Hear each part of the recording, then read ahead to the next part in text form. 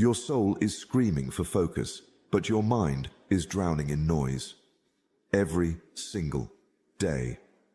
Your mind is a war zone, scrolling, comparing, doubting, burning hours on things that drain you while your dreams rot in the background. You're exhausted, overwhelmed, and terrified. What if this is all there is? But what if I told you there's a secret weapon, forged 2,600 years ago, to slay distraction, silence chaos, and make focus your superpower? Ancient Buddhist masters didn't have apps, yet they hacked the human mind to conquer suffering, build empires of inner peace, and live with razor-sharp purpose. Their secrets aren't locked in temples, they're here. In this video, you'll steal 6 forbidden lessons to shatter the chains of guilt and procrastination, like a blacksmith melting iron. Rewire your brain to crave discipline, not dopamine. Unlock a focus so fierce you'll outwork anyone without burning out. But these aren't cute quotes. These are mind-altering truth.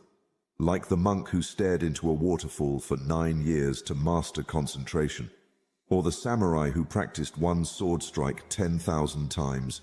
This is about ruthless self-mastery. You'll discover the one phrase Buddha used to kill anxiety works in 10 seconds. Why suffering is your greatest teacher and how to weaponize it. A deadly ritual to purge toxic habits for good. This isn't self-help, this is self-revolution. If you're ready to stop being a prisoner of your mind and become its master, don't blink. Your future self is watching.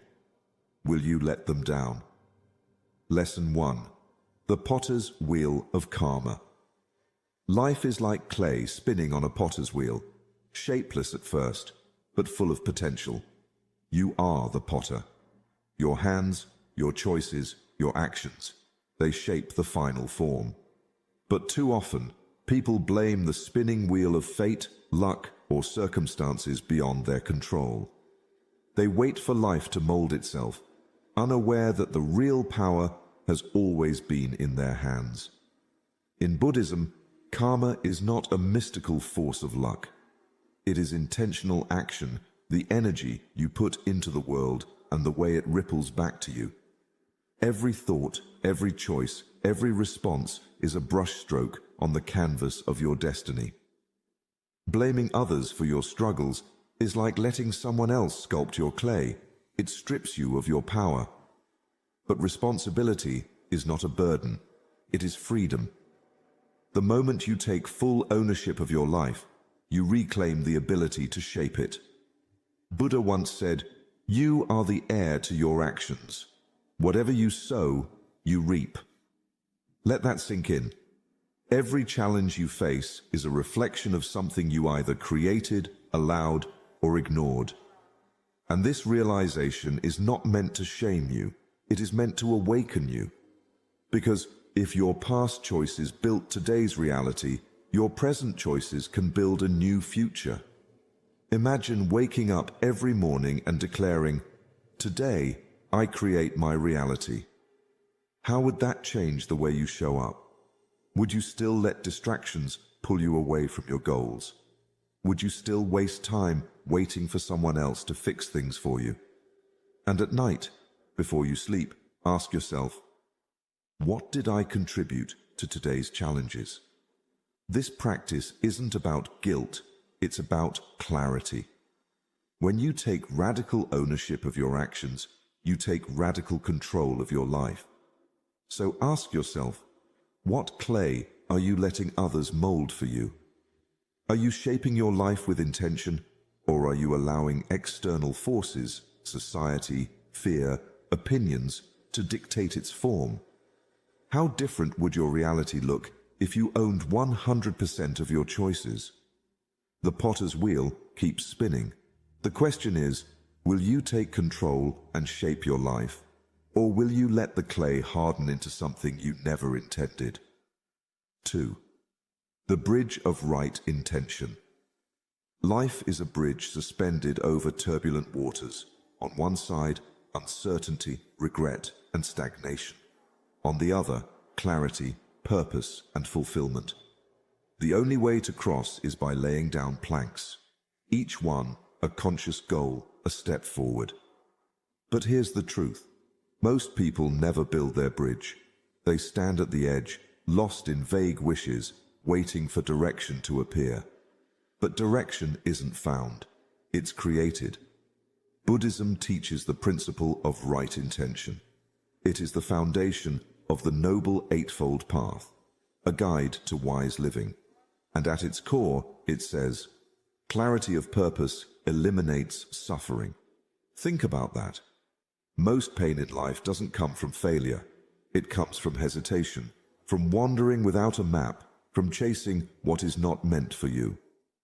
The Buddha taught, a disciplined mind brings happiness, because when your mind is undisciplined, your energy scatters. You chase distractions, compare yourself to others, and wonder why life feels directionless. But when your mind is focused, when you act with clear intention, you stop drifting and start building.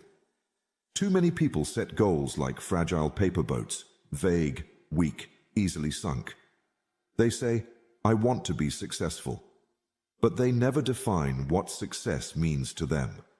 They say, I want to be happy. But happiness isn't a destination. It's a result of how you live each day. This is why Buddhist wisdom urges specificity. Your goals must be the planks of your bridge, not just hopes, but solid steps forward. Instead of saying, I want to be healthier, declare, I am a person who nourishes my body and mind. Instead of saying, I want to start a business, affirm, I am a mindful entrepreneur creating with purpose. When you write your goals as I am statements, you imprint them onto your subconscious. You don't just think about change, you become the change. Now ask yourself, is your bridge built on wishes or blueprints? Are your dreams structured with clear, actionable steps? Or are they just vague desires floating in your mind? Because every day you hesitate, the bridge remains unfinished, and the waters of doubt rise higher. But here's the secret. The first plank is always the hardest. The moment you define your goal with clarity, you create momentum. So, what would you dare to achieve if doubt vanished? Imagine standing on the other side of the bridge, looking back at the person you are today. Would that future self thank you for the decisions you made, the planks you laid? Or would they still be waiting at the edge, lost in uncertainty? Focus on your path, build with intention, and step forward with purpose, one plank at a time. 3. The forge of self-mastery. Your mind is a forge, an ancient blacksmith's workshop where raw metal is shaped into something unbreakable. But here's the truth most people ignore. Fire is required. Without heat, iron stays weak. Without effort, potential remains untapped. And without discipline, the mind stays fragile, bending to every distraction, every impulse, every fleeting doubt. You are the blacksmith of your destiny. The question is, will you forge yourself into something strong, or let yourself rust? Buddhist monks dedicate lifetimes to mastering the mind because they understand a simple truth. Growth is not optional. Stagnation is suffering. This is the essence of dukkha, the dissatisfaction that arises when we resist change, avoid challenge, and remain stuck in old patterns. And yet, so many people wait for life to improve, while feeding their minds nothing but distractions. They upgrade their phones, their cars, their wardrobes, but never upgrade themselves. The Buddha once said, irrigators guide water, fletchers shape arrows, the wise master themselves. Think about that. Water doesn't find its way on its own. It is guided. Arrows don't fly true by accident. They are shaped. And the mind? It doesn't reach mastery through passive existence. It must be refined, sharpened, and disciplined. You either shape your mind, or the world will shape it for you. If you're always overwhelmed, distracted, or restless, the reason is simple. your forge is cold. You aren't feeding the fire. Social media, mindless entertainment, and endless scrolling, they steal your focus, weaken your resolve, and leave your potential untouched. But what if, instead of giving your attention to things that drain you, you redirected it towards something that builds you? Imagine replacing just 15 minutes of social media with reading one Buddhist sutra each day. That's not just knowledge, it's transformation. In a year, your mind wouldn't just be informed, it would be trained, disciplined, and sharp like a blade forged in fire. Now ask yourself, what skill would change your life if mastered? Is it resilience, focus, emotional discipline? Imagine the version of you who has conquered that skill, the clarity in their eyes, the steadiness in their heart. That version of you isn't a fantasy. They are waiting on the other side of discipline. And here's the question you need to answer today. What if your next upgrade wasn't your phone, but your mind?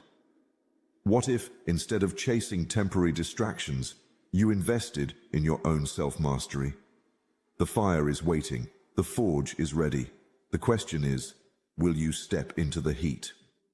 4. The archer's discipline. An archer does not hit the target by chance. They stand firm. They align their stance. They steady their breath. And only then, with precision, do they release the arrow. Discipline is this stance. Focus is the arrow. And your goals, they are the target. But here's the truth. Most people never hit their mark. Not because they lack talent, not because they aren't capable, but because they never hold their stance long enough. They waver, they rush, they quit. Buddhism teaches the principle of ethical discipline. But discipline is not about restriction. It is about creating a framework strong enough to support your freedom. Imagine a river with no banks. It floods, directionless, destroying everything in its path. But when given structure, it flows with power, cutting through mountains. Your habits, your routines, your daily discipline, these are the banks that guide the river of your life. The Buddha once said, "Drop by drop, the water pot fills." Likewise, the wise accumulate goodness little by little. Think about that. Success, wisdom, focus, these are not built in grand, sweeping moments. They are the result of small, consistent actions, repeated until they become who you are. Yet, most people underestimate the power of tiny acts. They think 5 minutes of meditation is too little to matter. They believe reading 1 page of wisdom daily won't change them. But just like a single drop of water seems insignificant, over time it fills the pot. Over time it reshapes you. The mistake most people make is waiting for motivation. But motivation is like the wind, unreliable. Discipline is the archer's stance. It keeps you steady even when the wind shifts. The secret: attach new habits to existing routines. Don't just say, "I'll start meditating." Instead, link it to something you already do.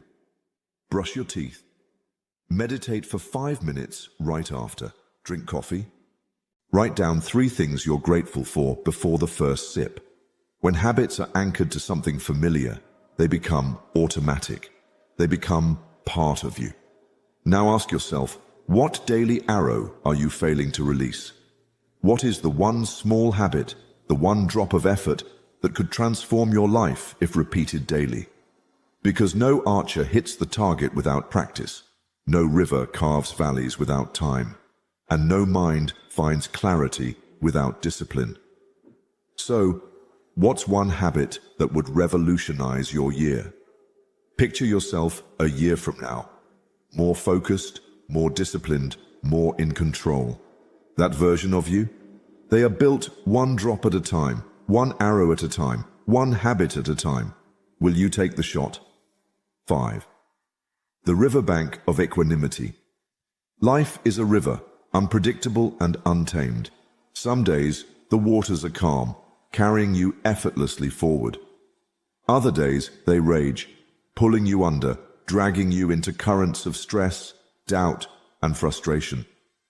Most people spend their lives fighting the current, exhausting themselves over things they cannot control.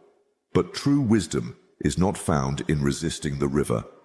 It is found in becoming the riverbank, steady, grounded, unshaken. Buddhism teaches equanimity, the art of balance. It is the ability to remain unmoved by external chaos because your foundation is within. This is where Buddhism meets Stoicism, where peace is not found in changing the world, but in anchoring yourself in what you control. The Buddha said, "Peace comes from within. Do not seek it without." Yet, most people look for peace in all the wrong places. They try to control other people, obsess over the future, and agonize over the past. They fight against the river instead of standing firm on the bank. The truth is, there are only three things you can ever control: your breath, your effort, and your ethics. Everything else? It's just water. You cannot control how others treat you, but you can control how you respond. You cannot control the storms of life, but you can control how you prepare for them. And yet, how often do we waste energy on things outside our reach? The opinions of strangers, the expectations of society, the mistakes of the past. But what if, instead of trying to control the uncontrollable, you mastered what was already within your grasp? Here's a simple practice. When stress rises, ask yourself, is this mine to solve? If the answer is yes, take action. If the answer is no, visualize placing it in the river and letting it drift away. Imagine watching your worries float downstream, dissolving into the flow. Because the more energy you waste on what you cannot change, the less power you have to shape what you can. So ask yourself, what river are you trying to swim against? Is it the need for validation, the fear of uncertainty, the desire to control outcomes that were never yours to dictate? Now, imagine how much energy you would reclaim if you simply let go, if you stopped fighting and instead stood firm. Because true focus is not just about where you direct your attention. It's about what you choose to release. The river will always move. The world will always change. But your power is not in stopping the current.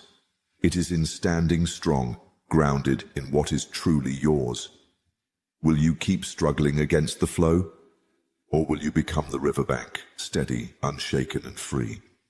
6. The phoenix of right view, fire destroys, but it also creates. The forests that burn are the same ones that grow back stronger. The metals that melt in the forge are the same ones that are reforged into unbreakable steel. And the phoenix, it does not fear the flames, it embraces them. Because from the ashes it rises, not weaker, but wiser. Life will burn you. Failure, heartbreak, loss, these are the flames. Most people fear them.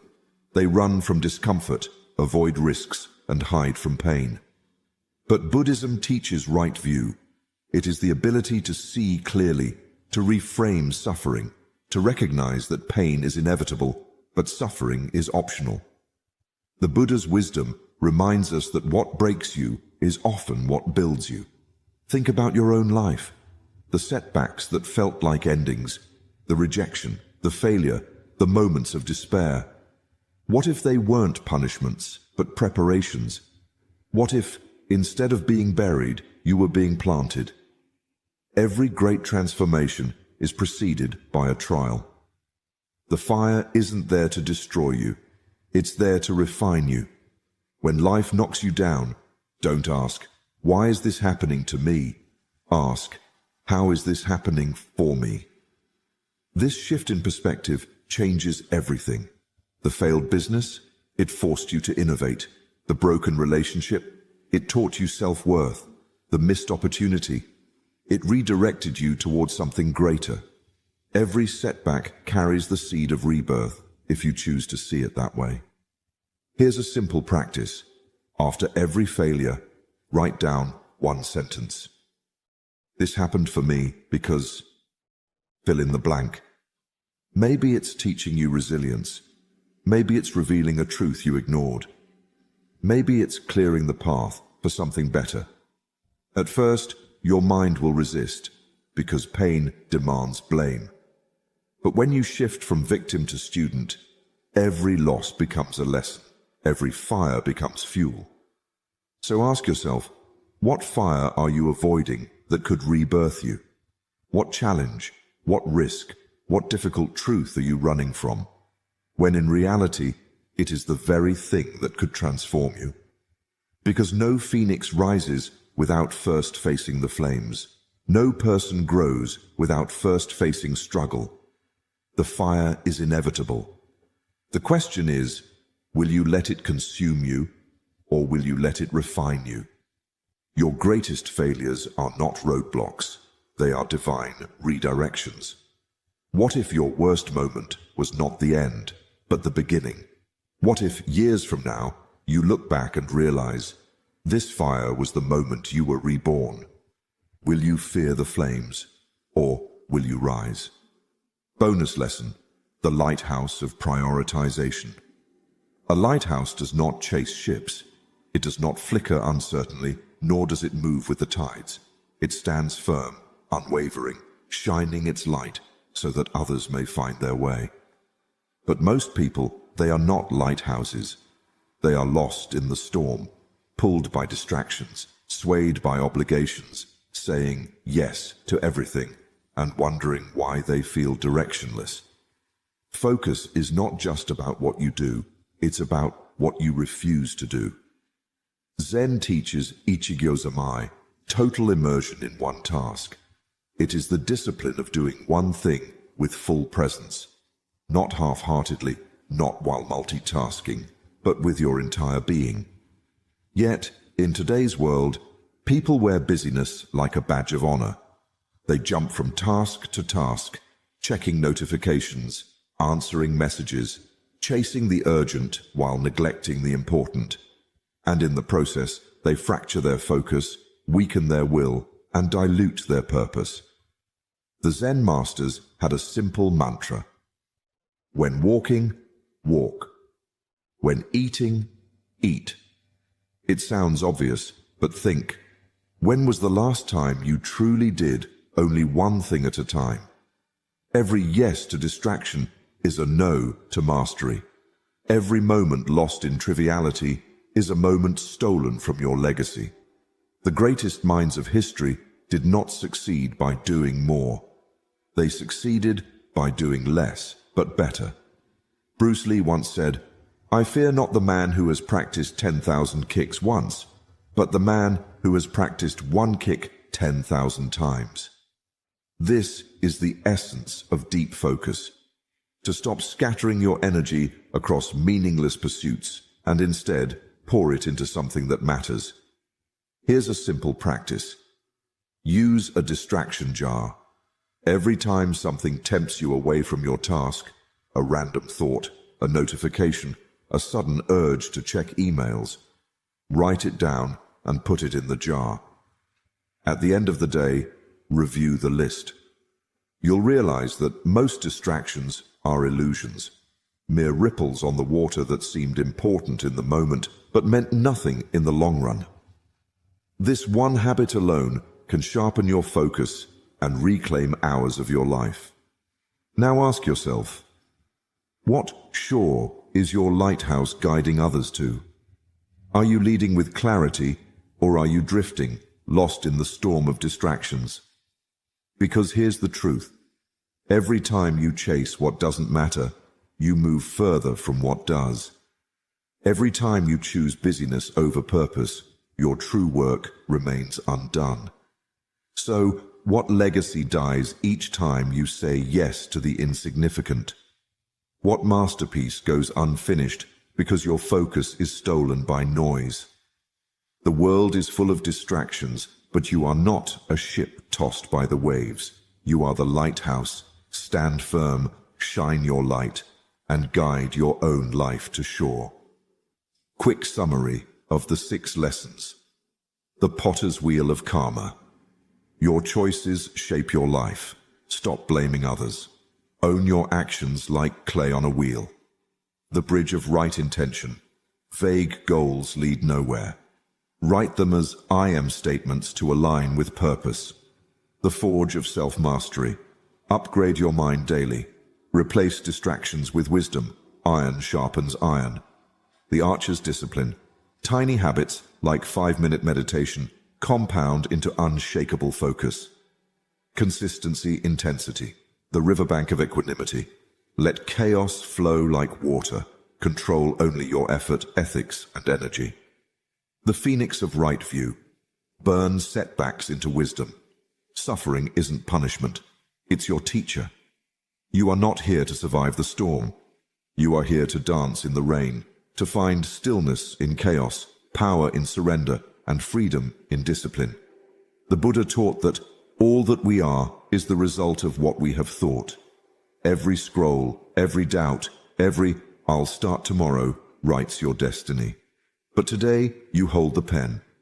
Zen masters say, when you reach the top of the mountain, keep climbing. Focus isn't a destination. It's the art of falling in love with the climb. The world will try to drown you in noise, but your breath is an anchor. Your goals are a compass. Your mind? A garden only you can tend. So ask yourself, will you let life happen to you, or will you happen to life? The way is not in the sky. The way is in the heart. Buddha. A student once asked, how do I find peace? The master replied, stop losing yourself in what the world wants and start finding yourself in what your soul needs. If this stirred something in you, like, share, and scream yes in the comments if you're ready to focus like a master. Subscribe to Deep Wisdom and join a tribe of seekers turning chaos into clarity. Your journey begins now, but only if you choose to begin.